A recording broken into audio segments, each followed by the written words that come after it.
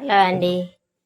ఇప్పుడు మనం ఏమన్నా ఫంక్షన్లు చేసుకుంటాం కదా, అల్లం ఎక్కువ కొనుక్కుంటాం కదా ఫంక్షన్ల కోసం. ఒక అరగంట సేపు నీళ్ళల్లో నానేయాలి.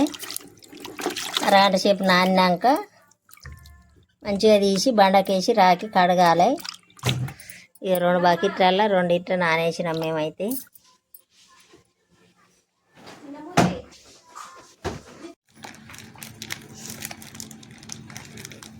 ఇలా అండి, ఇగో నూనె, ఎల్లిపాయలు వలిచిన కిలోన్నర. ఇక నూనె పూసి కాసేపు ఎండకు పెడతా. ఇట్లా కొంచెం పలసగా నూనె చేతులకు వేసుకొని అన్నీ ఇట్లా నలుసుకుంటా అన్ని ఎల్లిపాయలకు నూనె అంటేటట్టు చేసి కాసేపు ఎండకు పెట్టాలి. కాసేపు ఎండకు పెట్టి మళ్ళీ తీసి నలిస్తే ఉత్తగానే పొట్టొస్తుంది. మనం అల్లం పట్టుకోవచ్చు.